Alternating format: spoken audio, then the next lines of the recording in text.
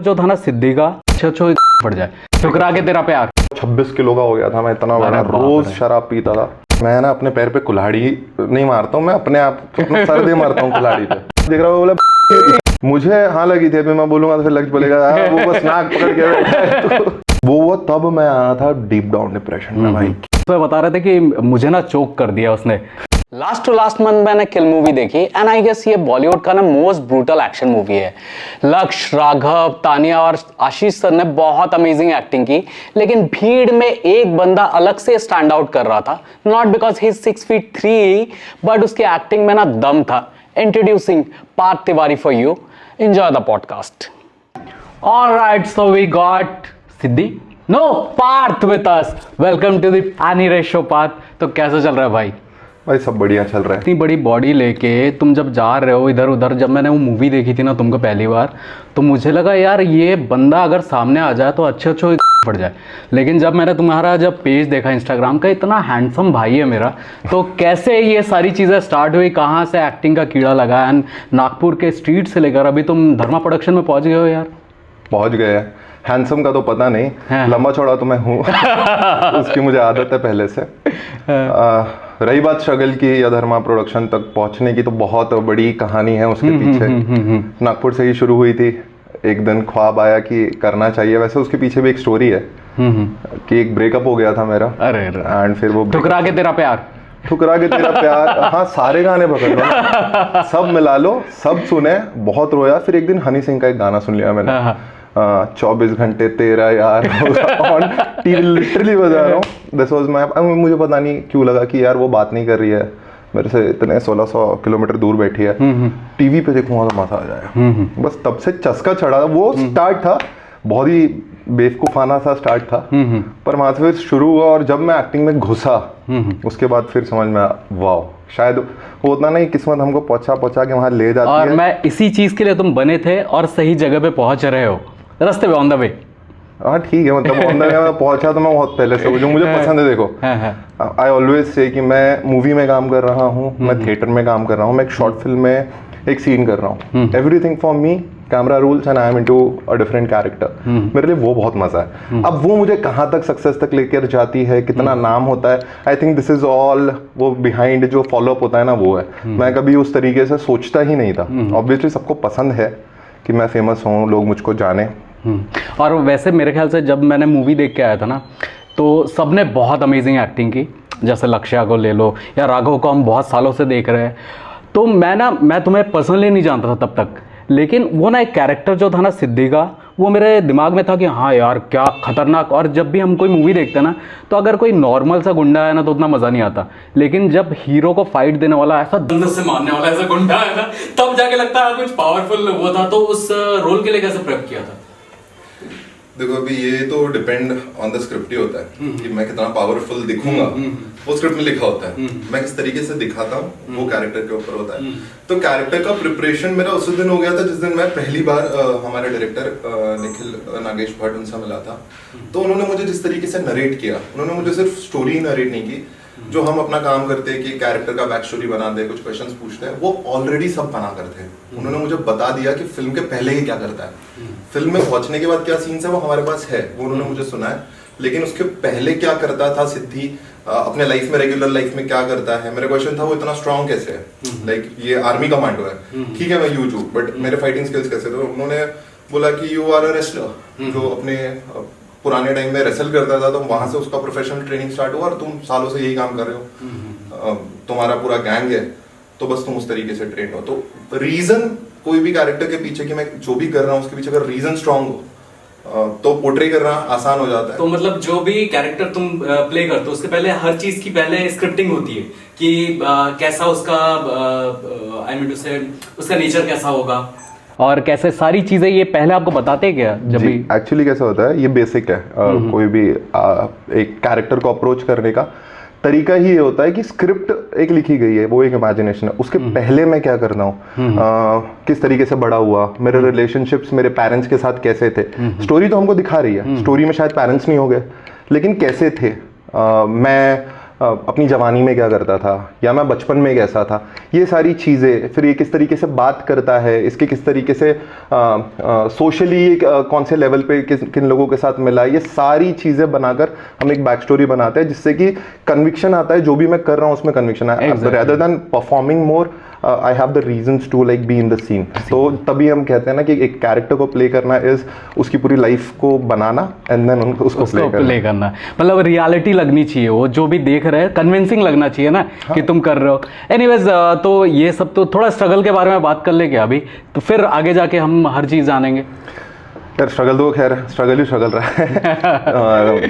शुरू हुआ था मेरा आइज से, institute of creative excellence Balaji telefilm से, तो मैं जस्ट वो मेरा पहला स्टेप था, एक ऐड देखी, पेपर में पहुंच गए, काफ़ी पैसे दिए थे खैर उस ज़माने के हिसाब से, but I got good teachers, Hemant Mahaur, Abhijeet sir, Virendra Singh, ये सारे NSDNs हैं, तो उन्होंने कुछ बेसिक ट्रेनिंग दी। 3 महीना हुआ, फिर उसके बाद ऑडिशंस देने निकल पड़े। फिर मुझे ऑडिशंस देके समझ में आया यार मैं तैयार नहीं हूँ, कि मुझे नहीं लग रहा कि मैं कर रहा हूँ, मुझे लग रहा था कि मैं बस कर रहा हूँ। अच्छा। फिर मैंने सोचा यार अभी तो कुछ सीखना पड़ेगा, अब सीखेंगे कैसे, जितने पैसे घर वाले खर्च कर सकते थे उन्होंने कर दिए थे पहली क्लासेस पे, अब पैसे नहीं खर्च कर रहे थे। थिएटर की शुरुआत हुई कि मैं कैसे करूं, फिर इससे उससे बात हुई, फिर नागपुर में एक चिराग संस्था है, उनके साथ थिएटर करना चालू किया, फिर वहाँ से जर्नी चालू हुई, फिर हमने 1 शो किया, 2 शो किए, 100 शो किए। अच्छा। फिर धीरे-धीरे करके थिएटर बैकग्राउंड काफी लंबा रहा। जी हाँ, अभी भी करता हूँ मैं, अभी ये साल भी 1 शो किया था, कम हो गया पर करता हूँ। तो फिर वहाँ से आई मीन टू से एक्टिंग में जो प्रॉपर जो हम टीवी में देखते हैं या फिर वेब सीरीज देखते हैं, वहाँ पर कैसे पहुँचे फिर? खैर पहले तो वो मेल वेल से भेजते थे, जाके साइबर कैफे में जाओ, मेल करो, फिर जाओ और सब अनफिट बोलते थे। जो आपने जिनसे स्टोरी सुनी है जितने भी पॉडकास्ट में, सब ऐसे ही होता था पहले। अच्छा। कि आप जाते थे, सर हमको पता चलता था इन्फिनिटी मॉल पे पहुंच गए कि ऑडिशन है क्या कहीं, एक्टर प्रोग्राम वहाँ चल रहा है, चले जा। फिर वहाँ गए, पैदल पैदल गए, फिर उनसे पूछा सर फिट और अनफिट, तो वो अनफिट बोल देते थे। अच्छा, पहले ऐसा चलता था। हाँ। उस जमाने में एक्चुअली बताता हूँ कोई एज सच काम नहीं मिला, बिकॉज हाइट के फायदे शायद डिफरेंट तरीके से, लेकिन कभी कभी नुकसान भी होते हैं। सो बहुत सारे कैरेक्टर्स में फिट नहीं हो पाता था मैं, I was lean, I was tall, वो डिफिकल्टी आई। फिर धीरे से चेंज हुआ कि हम फ़ोन आ गए, फिर व्हाट्सएप आ गया, फिर उसके बाद प्रोफाइल्स व्हाट्सएप और जीमेल अब फ़ोन से होने लगा, तो इट वॉज उसके बाद ईजी हो गया वो। फिर कास्टिंग बे, मुकेश छाबड़े जैसे कंपनीज आए जिन्होंने उसको कॉर्पोरेट किया, और फिर वहाँ पे जाके एक सिस्टम बना कि हम लोग ऑडिशंस अपने प्रोफाइल्स भेज सकते हैं। पहले तो प्रोफाइल लोग ये डालते थे ना, फोटोज लेके डालते थे लेटर बॉक्स में सामने, फ्रंट प्रोफाइल, साइड प्रोफाइल, वैसा मतलब फोटोशूट जो अब हम भेजते हैं बेसिकली, पहले हार्ड कॉपीज डाल के आना पड़ता था, वो भी बहुत महंगा पड़ता था। पहले के लोगों ने जो स्ट्रगल किया है, मैं आपको सच बताता हूँ, वो स्ट्रगल था।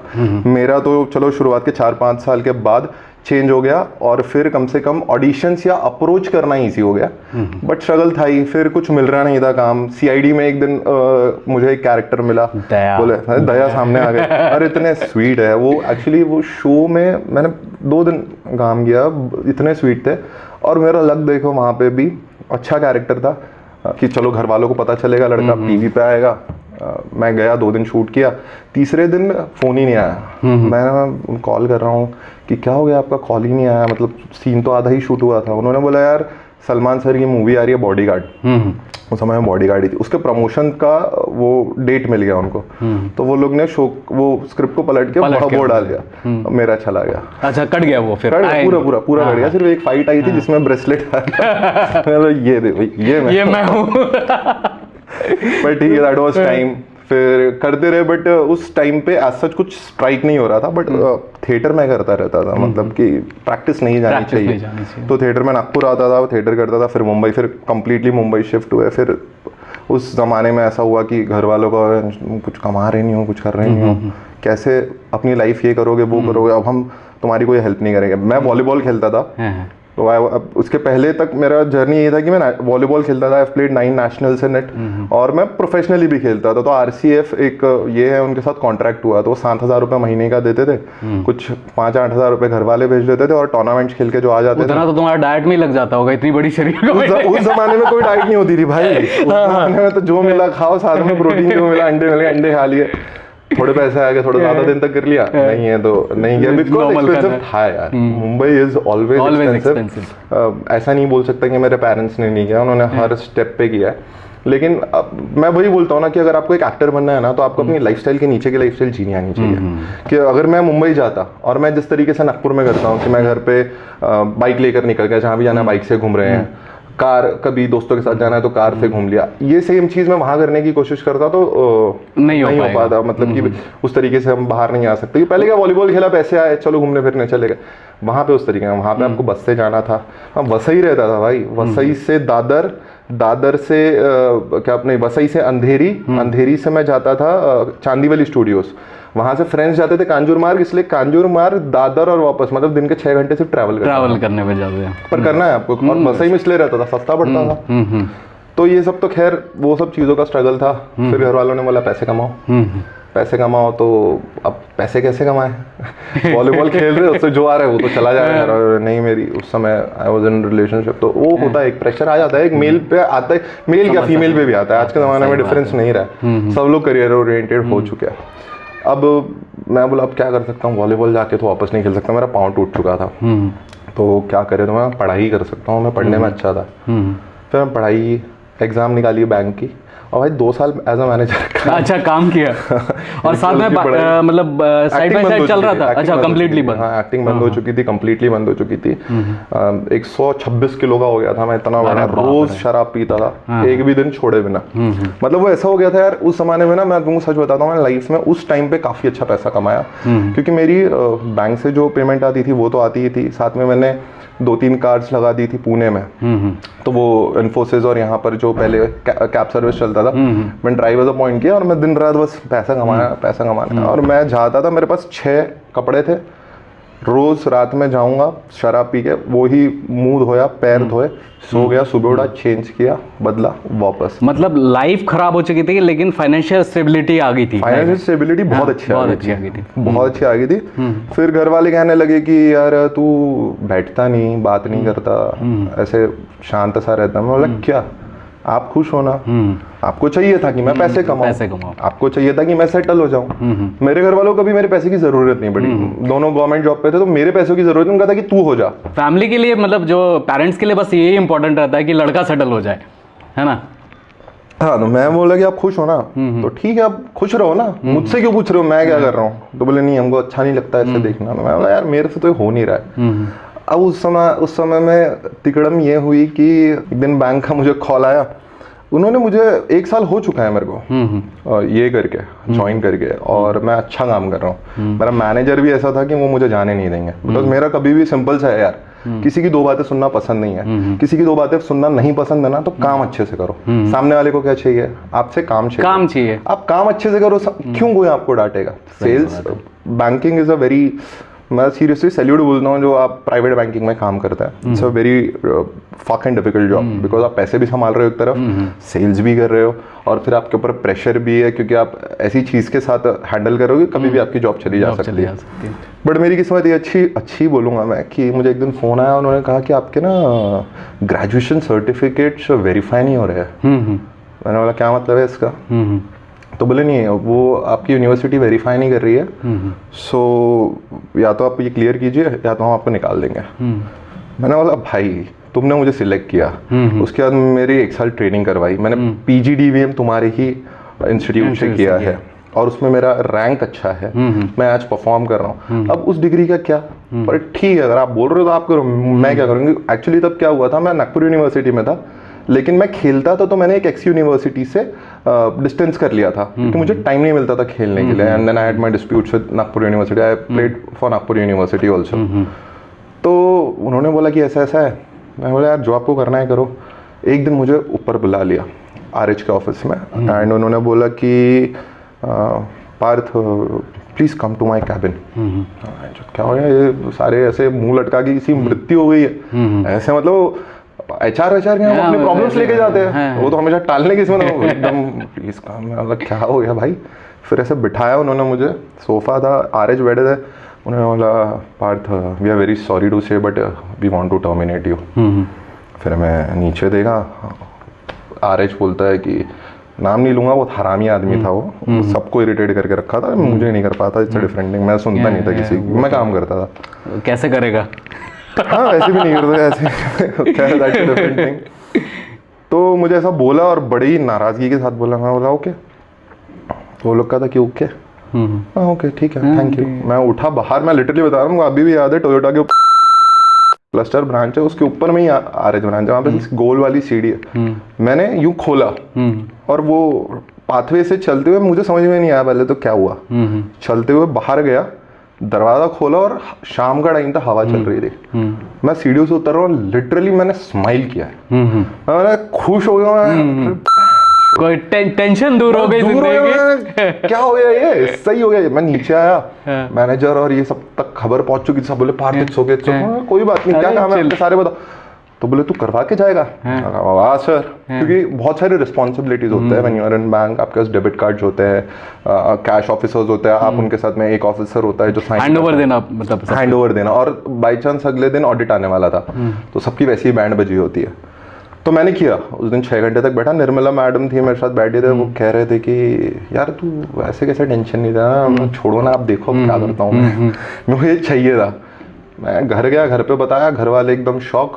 पर घर वालों को मैंने बोला देखो मैं तो दुखी नहीं हूँ। बोले पर तू अब करेगा क्या? मैं बोला मैं तो एक्टिंग करूंगा। बोले तू जाके अपनी शक्ल देख कैसे करेगा।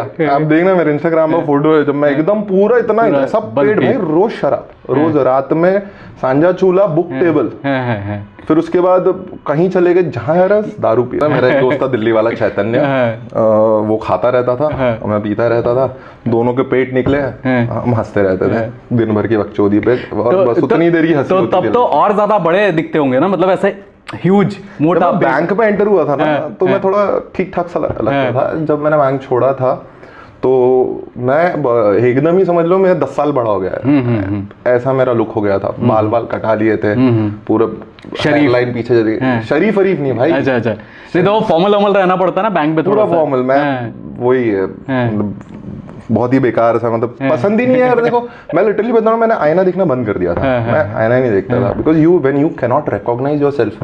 एक इंसान है, मेरे एब्स 21 साल की उम्र में 6 पैक लेके घूमता था, अब ऐसे मैं कभी इमेजिन ही नहीं किया था।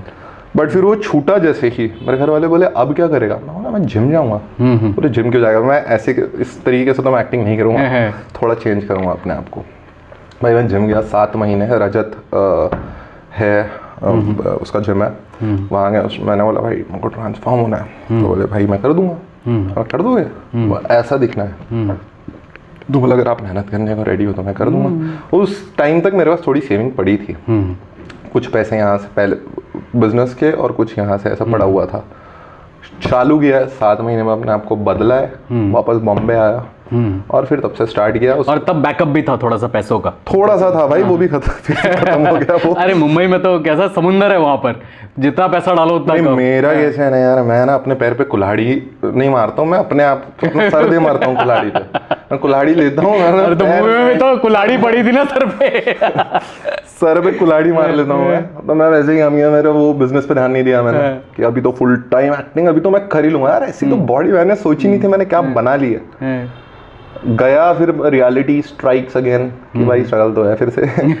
पर तब बहुत पता था कि क्या करना है। मैं फिर वापस काम करना स्टार्ट किया, एक वर्कशॉप किया, प्रैक्टिसेस चालू किए। फिर एक जगह पे एक छोटा सा रोल मिला, फिर पोरस लक्ष्य ने बताया भी एक पॉडकास्ट में कि मैं गया था वहाँ पे, एक दिन का फॉरेन फाइटर्स था, उसमें चला गया। और चलो इतने समय बाद आए, एक तो काम की टीवी पे दिख गए, घर वाले भी खुश। फिर महाकाली के उसमें 2 दिन दिख गए, घर वाले और खुश। बोले अब क्या बेटा। तो ये कितने टाइम पहले, मतलब जो मूवी 17-18 की बात है ये, मतलब 5 साल का गैप, 17-18 की बात है। फिर 19 में मुझे शो मिला चंद्रगुप्त मौर्य, उसमें मेरा काफी अच्छा कैरेक्टर था, बलदेव करके। वो 6 मंथ्स चला, घर वाले रोज टीवी पर देखते थे, खुश होते थे। हाँ खुश होते थे, सारे खुश हो गए। फिर सबके कॉल आने लगे, सारी दुनिया आजू बाजू बदलने लगी। लेकिन सबसे गंदा मैं आपको बताता हूँ, इस समय तक मैंने तब तक डिप्रेशन नहीं देखा था कभी। मैंने लो अपने आप को फील नहीं किया था कभी। जब चंद्रगुप्त मौर्य मैंने खत्म किया, उसके बाद मुझे था भाई अब तो कमाएंगे।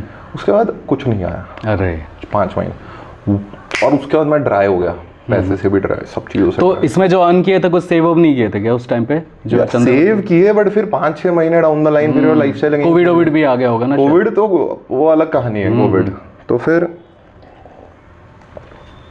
वो तब मैं आया था डीप डाउन डिप्रेशन में भाई, कि मतलब मेरे को लिटरली रोज लगता था मां कसम तो पंखा है मैं मरूं। फिर मैं ऑप्शंस भी ढूंढ रहा हूँ टू ये और वो Easiest way to- मैं नहीं करने वाला ये सब, वापस आ रहे थे। अब इतना मोटिवेशन नहीं है बचा। मेरी लाइफ पार्टनर है अमृता, वो पूरे टाइम साथ थी, लेकिन एक कॉल था पेरेंट्स को जिस दिन बता दिया कि अब नहीं हो रहा मेरे से, नहीं समझ में आ रहा, मैं होगा खत्म, अब नहीं होगा भाई मुझसे।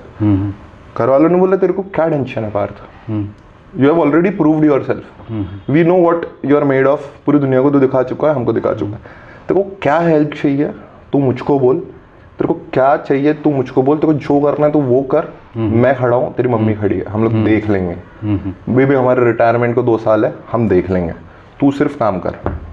उससे थोड़ा ठीक लगा। फिर घर वालों से मेरी इतनी बातचीत नहीं होती थी, होती है क्योंकि वो पहले से उनको आदत है कि ट्रैवल करता रहा हूँ मैं, 16 साल की उम्र से खेलने गया हूँ, 1 हफ्ते में एक बार बात हो जा रही है, ऐसे रेगुलर बात नहीं होती। उस समय फिर बात होने लगी तो दोस्ती बनी फिर वहाँ पे, तो फिर उन्होंने निकाला है मुझे उस चीज़ से। फिर जब निकला हूँ तो भाई आज तक पलट के नहीं देखा है। कोविड आया अच्छा चिल था तब तक कोविड में?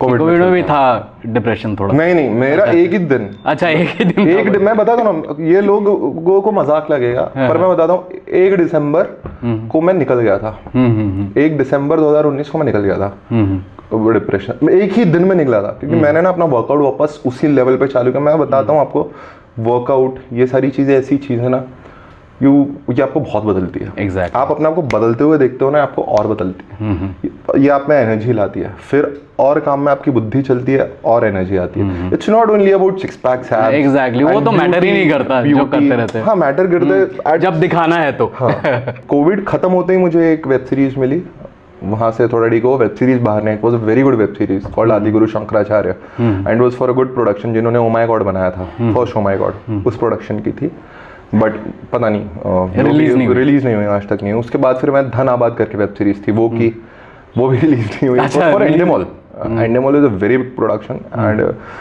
It was like a very big project, तो फिर वो भी नहीं हुई। वो खत्म होती मुझे किल मिल गई थी।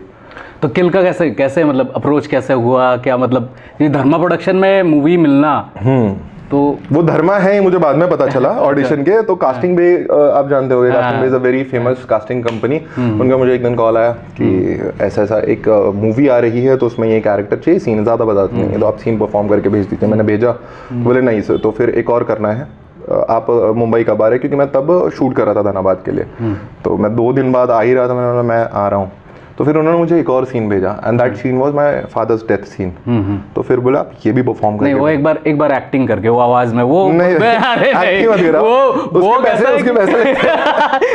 वो सीन के पीछे ना इंस्टाग्राम में जब भी देख रहा था मैं, वो टाइम पे जब वो पापू जो सीन था ना, वो था अमेजिंग, कि उसके ऊपर बहुत सारे मीम्स बने, और मीम्स में अगर तुम आ रहे हो मतलब तुम बहुत ज्यादा फेमस जल्दी होने वाले हो।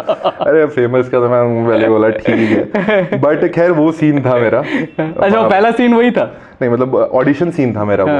फिर उन्होंने बोला कि चलो वी लाइक इट, आप कास्टिंग बे ऑफिस आओ, हम वहाँ पे सीन करते हैं। फिर उन्होंने एक दिन करवाया, फिर अगले दिन ना उसमें और वेरिएशंस ऐड किए, और फिर दूसरी बार करवाया, ऐसे 3 बार हुआ। अब 3 बार हो चुका था, मैंने उनको बोला यार like kind of given all, मतलब जो मुझे लगा था वो, जो आपने किया था वो। तो लास्ट वाला जो हुआ था, डायरेक्शन टीम बैठी हुई थी, सो वहीं से ऑनलाइन वो लोग बोल रहे थे कि ये चेंज करके दिखाओ, तो फिर वो किया, और मुझे लगा चलो अब बोलेंगे कि घर जाओ, फिर बताएंगे हम, ऐसे ही होता है, फिर भूल जाना होता है। मैं उसी मूड में था, तभी वो कृतार्थ उस समय वो टीम लीड कर रहा था, वो आया, वो बोले यार चलो डायरेक्शन टीम से मिलाने में। बोला अभी? तो बोले हाँ, शिक्षा का ऑफिस यहीं पास में, चलते हैं। मैंने बोला अच्छा कौन सा प्रोडक्शन की है ये? तो उसने बोला शिक्षा और धर्मा की। अच्छा ओके। फिर मैं आगे मिला, उन लोगों ने बोला nice we are going to work together, ऐसा सब वर्बली हो गया। मैं वापस आया, और भी आकाश यहीं बैठा है, आकाश को भी कुछ दिन पहले मैंने ट्रेन सॉन्ग सुना है, गली बॉय का सुना है आपने? ट्रेन सॉन्ग भाई आप लोग भी सुनो, बहुत प्यारा सॉन्ग है। वो मेरे दिमाग में बजना चालू हुआ, और वो बटरफ्लाई जो बॉलीवुड में होता है, सेम वही फीलिंग की पैर जमीन पे नहीं है, अपनी गाड़ी में बैठा, मैं निकला, और यही था बस। फिर उसके बाद तो मेल आ गया, डिसाइड हुआ, और फिर प्रोसेस स्टार्ट हुआ। वो जो कैरेक्टर था ना, क्योंकि मैं तो तुमको वही कैरेक्टर में इमेजिन कर रहा हूँ, बड़ा एकदम खतरनाक टाइप, तो वो क्योंकि अभी तो तुम हैंडसम दिख रहे हो, तो वो कैरेक्टर में जाने के लिए फिर कैसा क्या था, मतलब बहुत बल्कअप करना पड़ा था? नहीं देखो, सिंपल सी बात है, फिजिकलिटी मेरे लिए तो मैटर करती है। मैं 6 पैक्स आता है, मुझे ये समझ में आ गया कि ये मूवी में उसकी ज़रूरत है या नहीं, और मुझे ऐसा कुछ पूछा भी नहीं उन्होंने। तो मैंने सर से बात की जब डायरेक्टर से, जो कैरेक्टराइजेशन वाला था मैं आपको बताया, उसके बाद एक और मीटिंग थी, तो मैंने सर को बोला, sir how are you imagining me, कि मैं कैसा दिखना चाहिए? तो बोले एक काम करो, जितने चौड़े हो सकते हो जाओ, बस जो ट्रेन का डब्बा होता है ना उसमें सीधे सीधे चल पाओ, इतने चौड़े हो ना, उससे ज्यादा मत होना। अरे वाह, अब एक इंसान जो 6 पैक्स बनाता है, एकदम हार्डकोर डाइट पे रहता है, उसको बोल दिया गेन खाने को मिलता है भाई। अब तो मैं भाई एकदम हैप्पी वाली फीलिंग आई, मैं एक्टिंग भी कर रहा हूँ, अब मैं खा भी अच्छा रहा हूँ, अपने मनपसंद चीजें, जिम भी जा रहा हूँ। फिर आया ट्रेनिंग का भाई, जो सबसे, क्योंकि किल वाज ऑल अबाउट एक्शन, और एक्शन ऐसे ही नहीं हुआ, एक्शन की ट्रेनिंग हमारी पहले 1 से 1.5 महीना राघव और मैं साथ में ट्रेन करते थे ऑक्टोपस स्टूडियो मुंबई में। वहाँ पे हमारे इंडियन एक्शन डायरेक्टर्स के साथ में उन्होंने हमको फाइट्स एंड केक्स और ये और वो हमारी फ्लेक्सिबिलिटी और ये सारी चीज़ें चेक करने के साथ साथ ट्रेन किया।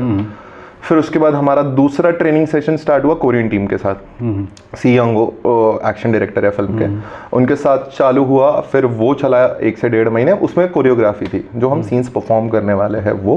उसके बाद हम गए सेट पे, तो हम सेट पे। तो ये क्या रियल ट्रेन था, मतलब जो शूटिंग होता था, या सेट बनाया हुआ था? नहीं, सेट की तो अपनी कहानी आप देखिए, रील्स उन्होंने पूरा सेट डिजाइन किया है ये।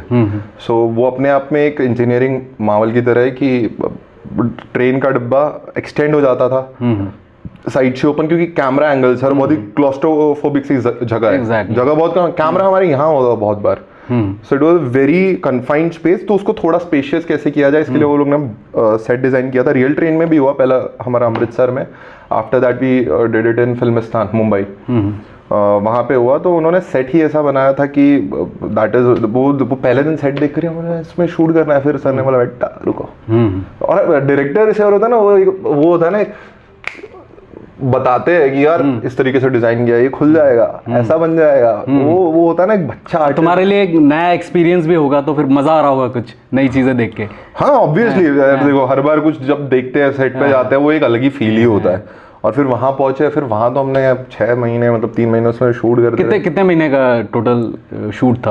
अराउंड 6 मंथ चला। फिर उसके बाद दूसरा स्केड्यूल लगा, जो कि 2023 में लगा, देन अगेन 10-15 डेज, काफी दिन शूट हुआ है फिल्म, और काफी शिद्दत से शूटिंग हुई है इसकी। वो तो दिख ही रहा है मूवी में। हाँ।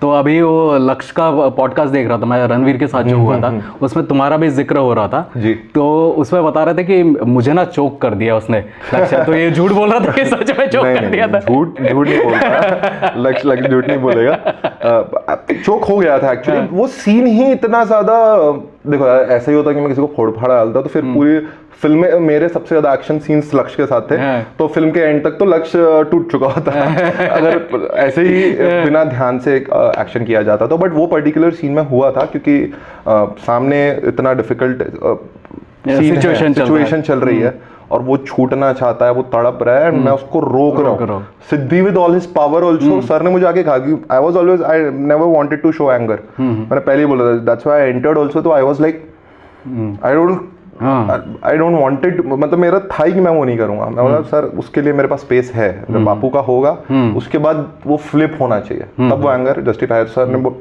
ने भी बोला था हाँ सही है, बट वो पर्टिकुलर सीन के लिए उन्होंने बोला नहीं यहाँ पे तुम चल नहीं हो सकती, वो पूरी ताकत लगाएगा अपनी। अब वो पूरी ताकत लगा रहा है, मैं लिटरली बता रहा हूँ 1.5 दिन तक शूट हुआ है, सिर्फ वो पोर्शन चोक कर रहा हूँ उसमें। अब चोक कर रहा हूँ, वो छूटने की कोशिश कर रहा है तो हाथ वाथ मार रहा है, ये वो कर रहा है। अब एक मोमेंट में वो डाउन हुआ, मैं खींच लिया ऊपर, और मैं भी देख रहा हूँ, जगह पकड़ने की कोशिश कर रहा हूँ, उसको रोकने की कोशिश कर रहा हूँ, उसमें वो दब गया पूरा। और वो भी पावर लगा रहा था, वो पूरा पावर लगा रहा था। लक्ष्य में भी बहुत ताकत है, पूरे टाइम हम पूरा पावर लगा रहे थे, बट वो एक टेक्निक होता है कि हम रोक लेते हैं, यहाँ रुक जाता है, इस कॉलर बोन पे रोकते हैं, पर हो गया। तो उसने टैप किया और मुझे नहीं समझा, क्योंकि एक्ट में भी वो हाथ टैप कर ही रहा था छुड़ाने की कोशिश, और मेरा नहीं ध्यान गया। तो मैं सर ने कट क्या सर है कि लक्ष्य तुम चोक कर रहे थे क्या, मतलब टैप कर रहे थे? हाँ सर। मैं बोला क्या हुआ भाई? तो बोले क्या हुआ? मैं बोला यार सॉरी। तो वो जो कैरेक्टर था, तो तुम रियल लाइफ में भी वैसे थोड़े एंग्री टाइप के हो क्या? भाई पहले हुआ करता था। अच्छा, तो बहुत- कॉलेज वॉलेज में तो स्कूल कॉलेज में तो बहुत बुलाते होंगे तुमको लड़ाई वड़ाई करने के लिए कि बुला लो इसको 6 फीट वाले को बुला लो तो खूब धोएगा। तो दोस्त तो बुलाते ही होंगे ना? नहीं बुलाते नहीं हम सब। आकाश बुलाता है कि नहीं? मैं नहीं जाता, I am not a contractor. हम आपस में ही लड़ लेते थे, को पीटा भी है, पिटे भी गए हैं, सब हुआ है। बट थैंक गॉड, मैं सच बताता हूँ, अगर मैं वॉलीबॉल से कनेक्टेड नहीं होता ना भाई, तो मैं कहीं ना कहीं किसी गैंग के साथ मिलता। अच्छा, ऐसा ऐसा बन रहा था जाफर नगर, इधर उधर घूमते फिरते ऐसे कुछ हो रहे थे कि किसी ने बोला अच्छा है दिए। पर फिर मेरे एक दिन लड़ाई झगड़ा हुआ एक्स जगह पे नागपुर में, और ना मुझे डंडा पड़ा था यहाँ पे, और मैं थोड़ा लंगड़ गया अगले दिन सुबह मॉर्निंग का, और हम 6 बजे मतलब 6 बजे पहुंचना है, तो दौड़ा देते थे। मैं लंगड़ के आया तो भैया बोले तू लंगड़ क्यों रहा है? मैं बोला अरे वो ऐसा झगड़ा हो गया था। बोले झगड़ा हो गया था, इतना क्या तू अपना प्राइड से बता रहा है? तेरे को ये करना है, तेरे को ये चूतियागिरी करनी है, क्या बनना है तेरे को, गैंगस्टर बनना है, जा वो सब करना है, स्पोर्ट्स खेलने है यहाँ पे, तेरा सबसे पहला काम है अपनी बॉडी का ध्यान रखना। सो ये इंजरी है तेरे लिए, और अभी सीजन आने वाला है, तूने खान भटक के मेहनत की है, सुबह 8-8 घंटे दिन में मेहनत कर रहा है, और ये जाके तू लड़ाई करेगा, कल कोई तेरा सर खोल देगा तब क्या करेगा? क्या मिलने वाला है देखो उससे? मैंने बोला बात तो सही कर रहे हो। वहां से मेरा फिर हो गया, फिर कोई फोन करता, हाँ फिर फोन करता था, भाई यार इधर झगड़ा हो गया। मैं अच्छा ठीक है भाई, आज नहीं जमेगा, मैं इधर हूँ। फिर मैंने भी झगड़े करने बंद कर दिए। तो ये जो एक्टिंग एक्सपीरियंस था किल में, तो ये सबसे अच्छी बॉन्डिंग किसके साथ बनी फिर वहाँ पर? काफी लोगों के साथ बनी, लेकिन सबसे अच्छी बॉन्डिंग लक्ष्य के साथ तो बहुत अच्छी दोस्ती है, और देवांग जो रवि का कैरेक्टर प्ले कर रहा था, he is also very good actor. तो ये दोनों मेरे मतलब अभी ऐसा हो गया है कि हम लोग हर वीकेंड जब भी टाइम चिल मारते हैं साथ, चिल करते हैं साथ में, और वो दिल से वो दोस्ती बनी गई थी, वो सेट पे ही बन चुकी थी। हम लोग जाते नहीं थे वैनिटी में, फैक्ट है हम लोग इतने एक्शन सीन परफॉर्म करने के बाद भी बैठे रहते थे। और आशीष सर कैसे है, मतलब उनके साथ भी तो वो एनसाइक्लोपीडिया ही है अपने आप में, चलती तरह। हम लोग सब शायद बचपन से ही देख रहे हैं उनको। हाँ बचपन से भाई, कहो ना प्यार है उनकी बिच्छू। मैं तो भाई वही था कि अभी आशीष सर के साथ कर रहा है, मेरे सीन आशीष सर के साथ ही थे। स्टार्टिंग में जो कार में बैठते हो साथ में है सारे, वो बापू वाले सीन साथ में है। और मैं बहुत ऑब्वियसली यार देखो नर्वस तो होते हैं, मैं आज भी सेट पे आता हूँ पहले दिन नर्वस। आशीष सर ये ऐसे एक्टर्स हो चुके हैं ना, पार हो चुके हैं वो सब चीज़ों से, आते हैं हार्डिए वो अपना स्क्रिप्ट पे आके करते हैं, लेकिन उनमें आज ये एज के बाद भी वो जो फाइट करना ये करना पूरी एनर्जी के साथ, जहाँ पे ड्यूब के अलावा भी वो गिरना उन्होंने खुद किया है बहुत सारी जगह पर। सो ही इज लाइक, और उन्होंने ना एक बार हम लोग लंच हुआ, मैं लक्ष्य अभिषेक जो कमांडो है अभिषेक चौहान, जो लक्ष्य और दो फ्रेंड्स थे, हाँ तो वीरेश, तो हम लोग बैठे थे, लंच हुआ, सर खा चुके थे और हम लोग बैठे, उन्होंने बताना शुरू किया that how you should carry on this is all, शादी का मंडप पे उड़ जाएगा इसके बाद क्या, so how to be humble, how to मतलब किस तरीके का एटीट्यूड रखना, एक्टिंग के बारे में तो नहीं बट एटीट्यूड किस तरीके से रखोगे तो अच्छा रहेगा। और हम लोग सुन रहे लिटरली हम लोग यूं बैठे थे और यूं हो गए थे, मैं लग रहा था भाई ये कौन आदमी, और ऐसा लग रहा था फ्री का सेशन मिला भाई। और ही इज वेरी, मतलब उनकी जो बात करने की तरीका भी है वो मोटिवेशनल भी है और नॉलेजेबल, तो वो कितने वो तो है एज में आज क्या नहीं कर रहे यार। हम सोचे आज 2 रील बनाने की तो भाई बाप रे एडिटिंग, वो आदमी पॉडकास्ट से लेकर स्टैंड अप भी चालू किया, अभी स्टैंड अप करना चालू कर दी, ही इज लाइक। और जबकि हम बचपन से उनको विलन के कैरेक्टर में देख रहे हैं और अभी स्टैंड अप भी बहुत अमेजिंग कर रहे हैं, अमेजिंग करते हैं यार। मतलब ये इसी को बोलते हैं रियल एक्टर, मतलब कुछ भी फॉर्म में कर दो तो वो एक्टिंग वाले उससे ऊपर जा चुके वाले लोग हैं, ये वो लोग, मतलब वहां पहुंचने में तो टाइम लगता है यार। तो किल के बाद क्या चेंज हुआ लाइफ में? कुछ नहीं, ये सुबह उठते हैं। चेंज क्या हुआ यार, देखो हाँ एक चीज़ अच्छी लगी कि मुझे पता है कि मेरे पास कुछ चीज़ें हैं, कुछ स्किल सेट्स हैं जो मैं हमेशा से बनाने की कोशिश कर रहा हूँ। मुझे एक मौका मिला, जो लोगों ने देखा और अप्रिसिएशन दिया, पसंद भी किया, तो मैं झूठ नहीं बोलूंगा, मेरे लिए वैलिडेशन बहुत इंपॉर्टेंट रहा है हमेशा से। इवन मैंने गाली भी खाई है थिएटर में इस चीज़ के लिए कि सीन हुआ सर के पास, सर कैसा था, जब अच्छा होगा ना तो मैं कुछ नहीं बोलूंगा, बुरा होगा तो गाली पड़ जाएगी, तो जब मैं कुछ नहीं बोल रहा हूँ तो सही है, अच्छा है, तो वाह सुनना है देखो तो कुछ कर वैसा, फिर बार बार आके मेरे से मत पूछ। मैं हमेशा उस शो के बाद भी ना सुनता हूँ कि तालियां कितनी बजी, मेरा वैसे वैलिडेशन का था पहले से, सेट पे भी है मेरा, मैं अभी भी जाकर सर से पूछता हूँ सर ठीक तो है ना, ठीक तो है ना। तो जो वैलिडेशन किल के बाद मिला है ऑब्वियसली उससे मुझको तो, लेकिन लोग तुम्हें पहचान रहे हैं क्या? क्यों बोल रहा हूँ, क्योंकि उसमें एकदम खतरनाक दिख रहा है सिद्धि, और यहाँ दिख रहा है हैंडसम हंक। नहीं पहचानते ना, क्योंकि वो कैरेक्टर को मैं जब इमेजिन किया, मैं तो पहली बार देख के मैं सोचा अरे बाप रे, ये तो जैसा उसमें दिख रहा है यहाँ तो हैंडसम एकदम 6 पैक वाला लड़का दिख रहा है, बढ़िया एकदम मेंटेन हैंडसम। तो बाहर ये पहचान रहे कि नहीं लोग? नहीं, लुक चेंज हो गया, लुक चेंज हो गया। मूवी देखने गया था मैं एक बार ऐसी इन्फिनिटी, पर फायदा हो गया इस चीज़ का, इन्फिनिटी में देखना है कि लोगों के रिएक्शन देखेंगे, हम चुपचाप से जाके देख के आ जाऊंगा। मैं यहाँ बैठा हूँ, बाजू में एक बंदी बैठी थी, वो मेरी सीन में मुझे ही गाली दे रही है। अलग एक्सपीरियंस है। और मेरी गर्लफ्रेंड शी वाज लाइक कि ज़्यादा नहीं बोल रही है। अच्छी बात है, मुझे अच्छा लग रहा है। मतलब कैरेक्टर में दम है, तभी तो उनको बुरा लग रहा है जो भी है। हाँ वही है, मतलब मुझे तो अच्छा लग रहा था कि कोई मतलब गाली दे रहा है। फिर उसके बाद जब मूवी खत्म हुई तो निकल रहे थे, तो एक दो लोग यूं पलट के देख रहे थे कि ये तो वो नहीं है, बट नहीं होगा यार, इतना नहीं होगा। मैंने शेव कर रखा था तो अच्छा है। फिर तो लेकिन तुमको वो जैकेट पहन के जाना चाहिए था, जर्सी जो ब्लू वाला। मैं चाहता ही नहीं भाई, मैं बहुत ऑकवर्ड हो जाता हूँ ऐसे किसी से भी मिल के ऐसे बातचीत करेगी, अगर मैं थिएटर में वो पहचान ले फिर क्या बोलेंगे, ऐसे नर्वस, सोशली थोड़ा नर्वस रहता हूँ मैं। प्रीमियर के दिन भी काफी उसी तरीके का फील था। और लक्ष्य कैसा है नेचर वाइज? जैसे लक्ष्य तुम्हारे बारे में बहुत अच्छी अच्छी बातें किया है, देखा था मैंने पॉडकास्ट। नहीं, लक्ष्य एक्चुअली वो स्टार ही है। मैं क्यों बोलूँगा ना, क्योंकि वो बंदा यार जो एटीट्यूड के साथ आता है, वो एटीट्यूड के साथ काम करना बहुत अलग होता है। वो होता है ना कि एक आर्टिस्ट आपको एनर्जी देता है, हम उनको एनर्जी देते हैं, वो सेट की एनर्जी डिसाइड करता है। ये बंदे में इतनी एनर्जी है कि ये पूरे सेट की छोड़ो, ये तो लोगों को ट्रेन करता था खुद जाके। जो गुन्स बाकी के नहीं अच्छा कर रहे हैं उनके साथ जाके एक्स्ट्रा प्रैक्टिस करेगा। और लिटरल लेवल पे वो इंसान 18 घंटे 16 घंटे शूट कर रहा है और कंटिन्यूस एक्शन ही कर रहा है, क्योंकि हर एक्शन सीन तो वही कर रहा है ना। तो आप सोचो फिजिकली भी इंसान कितना ड्रेन होता होगा, उसके बाद एक्टिंग में इतना थकता है आदमी, कितना ड्रेन होता होगा। लेकिन वो और एक फिजिक भी मेंटेन करके रखनी है ऑल थ्रू उस बंदे की एनर्जी अलग है। और सबसे अच्छी बात है ना यार, वो बहुत, जैसे वो बोलता है ना दूसरों को दिल से आता है, उसको वो इसलिए लगता है क्योंकि वो खुद बहुत दिल से आता है। ही इज, मतलब वो बहुत केयर करता है लोगों की। वो उसके लाइफ में ऐसा है कि यार वो ऐसा सबसे दोस्ती करेगा ठीक है, लेकिन जो जिसको वो दोस्त मानता है तो फिर वो पूरी केयर करता है। हम उसके घर जाएंगे, ही इज लाइक कि भाई ये वो क्या चाहिए तू बोल, क्या भी है बोल। मतलब वो एकदम ध्यान रखेगा आपका, खाने से लेके घर पहुंचा कि नहीं वहां तक।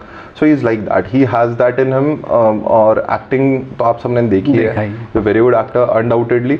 बट एज एटीट्यूड जो होता है ना, मेरे ख्याल से वो बहुत मैटर करता है। ही, मतलब मैं तो लिटरली बोलता हूँ, मैं उससे सीखा ही हूँ कुछ चीज़ें कि भाई मतलब मैं भी हूँ पैशनेट, बहुत ज़्यादा पैशनेट हूँ, लेकिन वो बोलते हैं ना कि बाकी चीज़ें भूल चुका है आदमी, और काम के लिए भूखा जो होता है ना इतना कि उसको फर्क ही नहीं पड़ रहा कि वो थका। और लक्ष्य को भी बहुत टाइम तक काम नहीं मिला था शायद ये मूवी के पहले। काम इज लाइक कि पोरस के बाद उसकी 2 फिल्म शेल्व हो गई। सो वो वेट, उतना टाइम वो निकालना, उसने भी अपना लाइफ में देखी है situations, but now he is there and I think वो करेगा। अभी तो बहुत अमेजिंग करियर बनने वाला है। और ये जो एक्शन जब करते हो तो सच में कभी चोट लगती है क्या? रोज चोट लगती थी, रोज, मतलब किसी ना किसी को तो रोज चोट लगती थी। किसी का कंधा टूटा, किसी का हाथ टूट गया, किसी का मुंह फट गया। और तुम तो एक आदमी में ऐसा लगता है कि चपेटा सही में मार दिए हो, ऐसा लग रहा था उसमें। चपेटा तो नहीं मारा था, फाइट तो खैर नहीं लगी, वही जो चोक वाला डिस्कस हुआ वो हुआ था। और एक बार लक्ष्य को बहुत जोर के बैंग हो गया था मेरे सर पे। सो वो एक हार्नेस से ऊपर मैं उसको पटकता हूँ ऊपर में और नीचे करता हूँ, उसमें थोड़ा सा मिस टाइमिंग हो गया छोड़ने का, तो जल्दी छूट गया। एंड हम लोग बहुत क्लोज थे, तो उसका ये सीधा मेरे सर के ऊपर, अच्छा, उसका पूरा ये दर्द हो गया। और तुमको चोट लगी थी क्या कहीं पर? मुझे हाँ लगी थी, अभी मैं बोलूंगा तो फिर लग बोलेगा वो बस नाक पकड़ के बैठा है तो। बट वो उंगली तोड़ने वाला सीन था। मेरा फिल्म का लास्ट शॉट था वो, मतलब सब कुछ शूट हो चुका था, वो पूरे स्केड्यूल का आखिरी शॉट का आखिरी फाइट ही था वो, जिसमें उंगली तोड़ता है एंड ये ऐसे मारता है, एल्बो से हिट करता है, वो कनेक्ट हो गया हल्का सा, मतलब ब्रश हो गया था, लेकिन ऑब्वियसली उतना स्पीड। और ये तो रियल भी दिखना चाहिए, रियल, हाँ रियल तो खैर सब दिखना चाहिए, वो लग जाती है यार। मैं ही आगे आ गया थोड़ा सा और वो फ्लिक हो गया, इमोशन में नहीं होता चिल्लाते हुए, थोड़ा आगे आ गया और फ्लिक हुआ है, पर स्वेल हो गई थी नाक। फिर एक्सरे कराया तो ऐसा कोई बहुत सीरियस इंजरी ना, डॉक्टर बोला 2-4 दिन आइसिंग करो ठीक हो जाएगा। हो गया तो लकीली मुझे तो कोई बड़ी इंजरी नहीं हुई। लेकिन लक्ष्य को ही थी क्या इंजरी? तो भाई कोई ना कोई कभी भी रोज कोई इधर मार दे रहा है, कोई उधर मार दे रहा है, पर वो बंदे की कैपेसिटी, क्योंकि लिटरली बता रहा हूँ ना, जब आप किसी के साथ एक्शन कर रहे हो हम सच में तो नहीं मार रहे बट कनेक्ट, जैसे पेट पे कनेक्ट होता है, सो आई यूज्ड टू कनेक्ट, ठीक है हाँ। तो वो बहुत बार ना किक्स जैसे बोलना ले लिया था, जो उसने इंटरव्यू में बताई, उसने मुझे कभी पर्सनली भी नहीं बोला कि मेरा इधर लाल हो गया। एंड मुझे याद है कि मैंने किक कनेक्ट करके की थी, मैंने बोला कि भाई लगी तो नहीं, तो उसने बोला नहीं नहीं ठीक है। तो फिर जब उसने इंटरव्यू दिया अब भी रिसेंटली, मैंने पूछा यार तुमने मेरे को बताया नहीं ये बात, बोले यार देखा अगर मैं तेरे को बोल देता तो फिर कॉन्शियस होता, फिर तेरे एक्शन में हुआ था, इसलिए मैंने नहीं बताया। अच्छा। तो वो उस मामले में मैं सीरियसली बता रहा हूँ कि मेरा एक्शन उस लेवल पर ना कि सारे सीन्स उसके साथ लड़ रहा हूँ मैं। So he has given a lot, so वो देना आसान हो गया था बहुत। और हर चीज एकदम कन्विंसिंग लग रहा था। जैसे तुम्हारा एक डायलॉग है ना कि दोनों को फाड़ दूंगा मैं, तो फाड़ के रख देंगे। तो वो ना मतलब ऐसा देख के ऐसा नहीं लग रहा कि कोई नॉर्मल विलन बोलेगा ना तो ऐसा लगेगा शायद यार कन्विंसिंग नहीं है, फाड़ पाएगा कि नहीं, लेकिन तुम्हारे कैरेक्टर को देख के लग रहा था सच में ये फाड़ देगा और मजा आ गया देख के। और एक बात बताओ, जिन्होंने मूवी अभी तक नहीं देखी तो अभी कहाँ देखने को मिलेगा उनको? 6 सितंबर को आ रही है हॉटस्टार पे। जो आप थिएटर में नहीं गए हो कोई बात नहीं, पर हॉटस्टार पे देखो, लेकिन मजा बहुत आएगा। मतलब मैंने 2 बार देखी, क्योंकि ऐसे टाइप के जो ब्रूटल मूवीज है ना हमारे इंडिया में बनती नहीं है। ए सर्टिफिकेशन के साथ ऐसा ब्रूटल जैसा हम हॉलीवुड में देखते हैं कि सच में मारकाट और इतना खून खराबा, जिसको अगर जो कमजोर दिल के है ना उनकी तो वाट लग जाएगी। अब पता नहीं हॉटस्टार में सब कुछ दिखाएंगे कि नहीं दिखाएंगे, सब दिखाएंगे। लेकिन जिनको ऐसे एक्शन मूवीज पसंद है ना उनको बहुत मजा आने वाला है। तो आप लोग कमेंट करके बताना आप लोगों ने देखा कि नहीं, और सिद्धि से डरे कि नहीं पहले बताना। डरा हो ना तो दिख रहा था मूवी में। तो अभी फ्यूचर प्लान्स क्या है? फ्यूचर प्लान्स यही है, एक्टिंग करते चलो। तो अभी कुछ आया? अभी एक just I have completed a Marathi movie called panther 1970। काफी अच्छा सब्जेक्ट है उसका, एंड मेरा था कि मुझे अच्छा कोई मराठी मूवी करना है, सो लकीली वो चांस अभी आया। एंड ऑल्सो नवंबर से एक और मूवी का शूट स्टार्ट हो रहा है। अभी क्या विलन कैटेगरी में जा रहे हो या फिर मतलब ऐसा कोई कैटेगरी सोचा नहीं यार, पर एक्टिंग करनी है, मतलब एक्टिंग करनी है और विलन मतलब विलन ही आना चाहिए, और विलन ही करना पसंद भी है मुझे। बट अब कोई अच्छा कैरेक्टर आएगा तो मैं क्यों ना बोलूं। लेकिन हीरो भी साथ में दमदार चाहिए, तभी वो सूट करेगा, कन्विंसिंग लगेगा कि हाँ। नहीं तो अगर कोई छोटा मोटा हीरो आ गया तो ऐसे तुम ऐसे पटकोगे उसको। नहीं ऐसा नहीं होता यार, वो तो स्क्रिप्ट के ऊपर है। सब अपने जगह पे जो भी आते हैं छानकर ही आते हैं, सब अच्छे ही आते हैं, मुझे ऐसा लगता है जो भी आते हैं ऑल आर वेरी गुड ना। तो अभी फिटनेस कैसे मेंटेन करते हो? क्योंकि इतनी बड़ी हाइट में मसल पुट ऑन करना और मेंटेन करना उसको बहुत मुश्किल होता है शायद। हाँ बट अब आदत हो गई यार, देखो कि इतने सालों से इतना है कि वर्कआउट हमेशा स्टार्ट रखा है, और ऐसे कोई प्रोजेक्ट के लिए होता है गेन कर लिया, बट उसके अलावा आई ट्राई कि मैं लीन कर दूं, क्योंकि रिक्वायरमेंट है गेन करना मेरे लिए इजी है। लीन करना is also not difficult, but still एक वो करते रहते हो ना तो आपको आदत रहती है, so it's not difficult when it comes. अगली बार जब आता है तो आसान होता है हमारे लिए करना। एंड मुझे ऐसा लगता है कि रेगुलरली वर्कआउट आप करोगे उसके बाद सारी चीज़ें आती है, डाइट एंड एवरीथिंग, वो सब तो है आजकल। मतलब आप भी काफ़ी एक्सपीरियंस्ड हो, मतलब you are into the industry from past 20 years, तो यू नो कि डाइट का क्या खेल है। बट आई थिंक कि डाइट तो है ही है, बट मैं फिर भी बोलूंगा प्राइमरी वर्कआउट है, क्योंकि जब आप नहीं भी कर रहे हो तो आप वर्कआउट कर रहे हो। तो तुम यूजुअली क्या खाते हो? कितने 1000 कैलोरीज का कुछ काउंट डाउन करते हो? हाँ, मैं हमेशा से काउंट करता हूँ। देखो जब मैं खा रहा होता हूँ सरप्लस में तो मैं नॉर्मली काउंट नहीं करता, बिकॉज अब वो पता हो गया। लेकिन वो एनीवेयर अराउंड 3500 तक पहुंचता है, 4000 पहुंच जाता है, 4500 भी पहुंच जाता है, और तब मैं आड़ा तिरछा बढ़ भी आता हूँ अदरक की तरह। बट जब मैं लीन करता हूँ तो फिर मैं 2500 रियल गेम चालू होता है। हाँ, तब मैं 2500-2700 से स्टार्ट करता हूँ, एंड स्लोली फिर 2200, 2000, 1800 से नीचे नॉर्मली नहीं जाता मैं। 1800 कैलोरीज। तो तब एकदम श्रेड दिखते हो, जैसे तुम्हारे पिक्चर्स में, कुछ पिक्चर्स में डाल दूंगा। हाँ, उस टाइम पे 1800। कीटो भी करते हो क्या उस टाइम पे? मैंने कीटो किया था जब आपको बताया ना, फर्स्ट टाइम जो 7 months का किया था, तो मैंने 3 months कीटो किया था। इट्स अमेजिंग, मतलब जो कर सकता है वो कर सकता है। इट्स क्वाइट डिफिकल्ट, क्योंकि उसमें बहुत ज्यादा आप बंद जाते हो ना, तो ठीक है मतलब। और मेन क्या रहता है कि कीटो में जो रहता है ना, तब दिमाग उतना एक्टिव नहीं रहता ना, क्योंकि बचपन से हमें कार्ब्स खाने की आदत है। नहीं, लेकिन मेरे साथ तो ये हुआ है कि जब मैं कीटो पे था तो पहले 5-6 दिन डिफिकल्ट गए थे, लेकिन उसके बाद जो एनर्जी था इट वाज रियली गुड। मतलब मुझे नॉर्मली जो करता हूँ उससे ज्यादा एनर्जी में फील करता था। अच्छा, बट ठीक है, बट मुझे नहीं लगता कि बहुत ज्यादा फीजिबल है रेगुलर लाइफ में। तो आप मॉडरेट कार्ब्स खाओ, अच्छा प्रोटीन लो, यही एक फंडा है यार। अपने मील में प्रोटीन रखो, जो भी आपका रिक्वायरमेंट है पूरा करो, बाकी कार्ब्स और फैट्स खाओ, इतना ईजी है। सब कुछ ईजी है, जो 18-20 साल से कर रहा है उसके लिए तो सब कुछ ही ईजी हो जाएगा।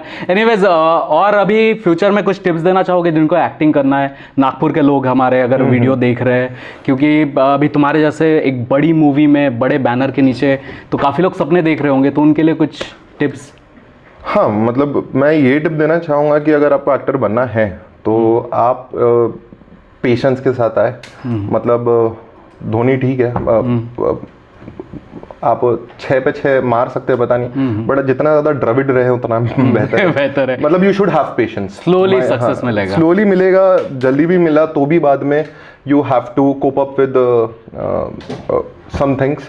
तो पेशेंस रखना बहुत ज़रूरी है, और सबसे इम्पॉर्टेंट, सबसे बेसिक चीज़ है कि आपके आर्ट पे काम करना रेगुलरली बहुत ज़रूरी है, क्योंकि आर्ट ही है जो आपको आर्टिस्ट बनाता है। आर्ट पे आप काम नहीं करोगे, एक्टर का मतलब जिम जाना ही नहीं है। जिम जाना भी है अगर आपको उस पर्टिकुलर वे में दिखना है तो, लेकिन उसके अलावा भी एक्सरसाइजेज है जो आपको रेगुलरली करनी है। तो आर्ट को मत भूलिए। एक बहुत इंपॉर्टेंट बात मैं नागपुर के लोगों के लिए खासकर कहना चाहूँगा, मेक एन एनवायरनमेंट। यहाँ पे एनवायरनमेंट अभी भी बहुत डिफिकल्ट है। मैंने खुद बीच में आकर 4 शॉर्ट फिल्में बना दी, खुद लिखी, डायरेक्ट की, सिनेमाटोग्राफर को बोला और मूवीज़ बनाई।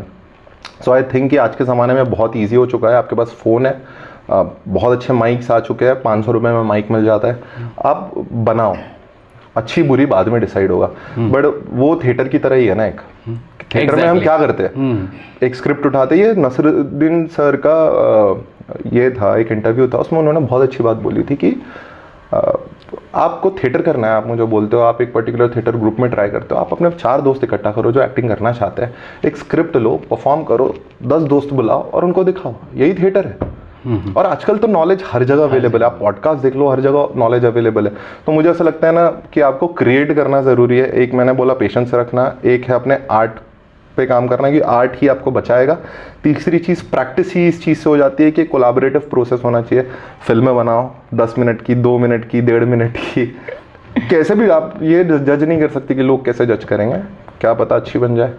तो अभी इन फ्यूचर हम पार्थ को चॉकलेट बॉय के इमेज में भी देखेंगे क्या कहीं पर, कि बस ये रगड़ इमेज एकदम खतरनाक वाला? पता नहीं, मैं इस तरीके से सोचता नहीं हूँ यार। मतलब इट डिपेंड्स कि मुझे किस तरीके से कैरेक्टर मिले। अगर मुझे कोई बोले कि आपको चूज करना है तो मैं रगड़ चूज करूंगा। That is my comfort zone where I can play मोर।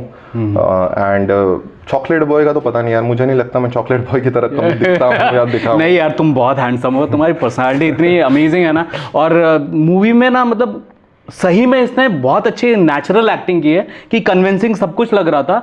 और यहाँ जब मैं रियल में मिला तो ये लगा यार अपना भाई है यार एकदम, मतलब इतना कंफर्ट जोन में तुमने मुझे भी रखा। एनीवेज, पार्थ को ज़रूर फॉलो करिए इंस्टाग्राम पे, मैं उसका डिस्क्रिप्शन में लिंक दे दूंगा अपने, तो जाके फॉलो करें यार, थोड़े फॉलोअर और बढ़ाओ, और बातें बातें करो। रिप्लाई करते हो कि नहीं लोगों को जो डीएम करेंगे? यार मैं सच बता रहा हूँ, अभी अगर जो लोग ने मुझे डीएम पे भेजा है तो मैंने बहुत सारा, मैं सोचा था कि स्टोरी बना के डालूंगा, लेकिन मैं आलसी हूँ इस मामले में।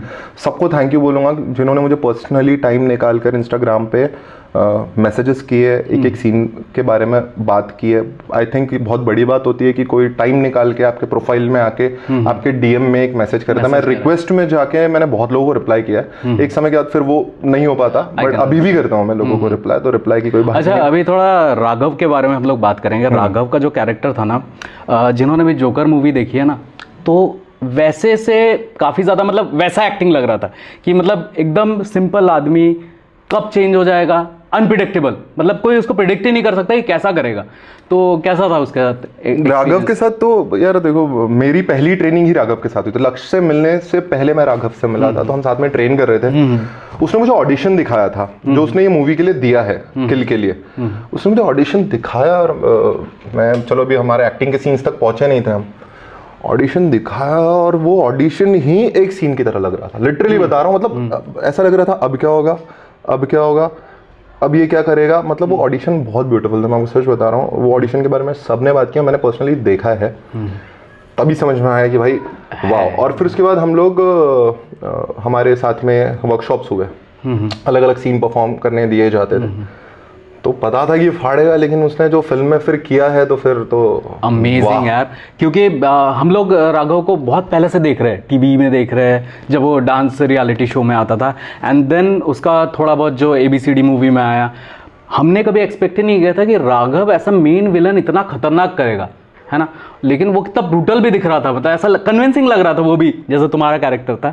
तो तुम्हारा जो मौत था जो उस मूवी में, वो कैसा खतरनाक, कैसा फील था उस टाइम पे? यार एक चीज अच्छी थी, स्पॉइलर है, लोग जिन्होंने नहीं देखी है मत देखना। अभी तो देखने ही वाले हैं ना। मतलब मैं हीरो के हाथ से नहीं मरा मैं खुश था कि भाई अच्छा तो सिद्धि हीरो के हाथ से नहीं मरा, एक ही बंदा है जो नहीं मर रहा है। बट आई थिंक जो लेडीज है और फिर उनका जो बस्ट आउट था कि मैंने बच्चे को मार दिया, कि पहले स्क्रिप्ट में नहीं था। सो आई ऑलवेज थॉट कि सिद्धि विलन नहीं है। सिद्धि कहाँ मार रहा है, हीरो को जान से तो नहीं मार रहा है, 1 मिनट में मारता था जब उसने कैप्चर कर लिया था, तो नहीं मारा, उसने बच्चे को मारा, तब से वो विलनस ज्यादा हो गया। एंड फिर वो बदला बनता था, तो वो सर का थॉट प्रोसेस था ड्यूरिंग द मूवी, उन्होंने वो चीज़ डाली। एंड आई थिंक वो सीन लोगों तक बहुत अच्छा गया। मतलब केरला में उसके मीम्स, कितने मीम्स मेरे इसके बने, और फिर महाराजा के वो मूवी से वो कर दिया कंपेयर, तो फिर मैं तो भाई यार ये कुछ ज्यादा तो नहीं हो रहा है लेकिन नहीं, मीम कल्चर में रहना चाहिए। और मैं मतलब भाई मैं सब देखता हूँ मीम, मतलब मैं मीम्स ही देखता हूँ। अभी मेरे इंस्टाग्राम खोलोगे आप तो मीम्स ही दिखेंगे। मीम्स मैं आज से नहीं, जब तो मीम वर्ड लोगों को नहीं पता था तब से मीम देख रहा हूँ। अच्छा, मैं एक चीज़ बताऊँ क्या, किल मूवी में क्या लगता है पता है क्या, जैसे बाकी मूवीज़ में क्या रहता है कि हीरो आता है, दनादन मारता है और हीरो को चोट वोट नहीं लगती, उसके बाल भी खराब नहीं होते। लेकिन ये मूवी में इतना रियलिटी लग रहा था ना, क्योंकि जैसे लक्ष्य को भी चोट लग रही थी, वो भी बेहोश हो रहा था, और उसको भी फिर जाके वो अपना ड्रेसिंग कर रहा है। तो ये सारी चीज़ें ना बहुत रियलिटी के साथ लग रहा था, और जो मतलब थक रहा था, क्योंकि ऐसा हीरो ऐसा ही थोड़ी रहता है कि वो भी एक इंसान है। तो ये सब चीज़ें बहुत अल्टीमेट लग रहा था, और ये नई सोच है। और एक चीज़ मैं बताऊँगा, मैंने जो नोटिस किया कि इंटरवल के पहले तक, जब तक तुलिका की डेथ नहीं हुई थी, ठीक है so ये स्पॉइलर हो जाएगा, स्पॉइलर हो जाएगा, वो तो देखने ही वाले हैं यार अभी 2 दिन में। हमारा पॉडकास्ट बाद में ही आएगा शायद, बाद में। इंटरवल के बाद का जो सीन था ना, वो मुझे सबसे ज्यादा मतलब अल्टीमेट मजा आ रहा था, क्योंकि मैं एक्शन मूवीज का बहुत बड़ा फैन हूँ। तो अभी मैंने सुना है कि जॉन विक वालों ने राइट्स लिए हुए हैं, तो हॉलीवुड में भी बन रहा है सेम मूवी। जी हाँ, एक्चुअली मूवी के जो भी फॉरेन रिलीज के राइट्स थे वो लायंस गेट ने पहले ही ले लिए थे। जब रिलीज हुआ तो रिलीज उन लोगों ने किया, अभी कोरिया में रिसेंटली रिलीज हुआ है movie. So all over world के रिलीज राइट्स लायंस गेट ने पहले ही बाय कर लिए थे, after they saw the movie in festivals. उसके बाद जॉन विक के जो डायरेक्टर है उन्होंने देखी, फिर आई थिंक ऑब्वियसली पसंद आई, तो अब उन्होंने रीमेक राइट्स लिया है, तो ही दे विल। तो सिद्धि कहाँ से मिलेगा उनको फिर, हॉलीवुड में सिद्धि कहाँ से मिलेगा? हॉलीवुड में सिद्धि से सब कुछ है, अब देखना ये है कि करेगा कौन क्योंकि वैसे इमोशंस के साथ सिद्धि कर रहा है। एनीवेज बहुत मजा आ रहा था मूवी देख के और सारी चीजें। लेकिन एक बात बताओ मुझे, जब तो फिर प्रीमियर में कैसा फील था? पहली बार एक बड़ी मूवी के साथ launching, red carpet, red jacket भी था शायद और रेड जैकेट ढूंढने की भी अलग कहानी थी यार। मैं पहुंच गया, मैं एक फिल्म का शूट कर रहा था मराठी, जो मैंने खत्म किया, और वो एक दिन पहले खत्म हुआ। उनको रिक्वेस्ट करके कि यार प्लीज ये दिन तो मुझे प्रीमियर पे तो जाना ही जाना है। एक छूटा, दो स्क्रीनिंग्स हुए थे, दूसरा प्रीमियर वाज द प्रीमियर। मैं पहुंचा हूँ बॉम्बे सुबह जैसे तैसे करके, एयरपोर्ट से उतरते ही पहले तो सोना जरूरी था कि रात भर शूट किया था। सोया, भागा हुआ, कपड़े ही नहीं खरीदे, और थीम दे रखी है रेड, पूरा लोखंड वाला, लाइन से चल रहा हूँ उसी दिन जिस दिन प्रीमियर है। फिर वो जैकेट मिला फाइनली, पहन के पहुंचा हूँ। पैप्स का पूरा ऐसा लाइन लगा हुआ था और मैं थोड़ा कॉन्शियस हो गया, तो ये लेकिन मैं खड़ा ही नहीं हुआ, सीधा निकला अंदर। लक्ष्य मिला, बोले भाई स्क्रीनिंग, और जब लक्ष्य जब तक मिला सामने पूरा बॉलीवुड खड़ा है, आप नाम लो, and he was there, Varun Dhawan, everybody, lot of people attended Kill का प्रीमियर। स्क्रीनिंग देखी, स्क्रीनिंग के बाद मैं चुपचाप से अपना निकल रहा था बाहर। लक्ष्य खड़ा हुआ टू मीट पीपल, एंड उसने बोला तू भी यहाँ खड़े रहे। खुद है यार एक इंसान का, उसमें बहुत अच्छा ही है, मुझे पता नहीं अलग ही लेवल का बंदा है। उसने खींच के खड़े किया कि तू यहाँ खड़े रहे, तेरी फिल्म है, तू भी मिल। अब फिर लोग मिलना स्टार्ट हुए। फिर जब लोगों के रिएक्शन में तो था ठीक है, लोगों के रिएक्शन में फिर मुकेश छाबड़ा आए, उन्होंने तारीफ किया, भाई ये तारीफ कर, अब तो कुछ फाड़ा है हाँ मतलब उसके पहले तक क्रिटिकल ही था ना फिल्म में, खुद को देखकर कि यार देख रहा हूँ यहाँ अच्छा कर सकता था, यहाँ ये भी कर सकते थे।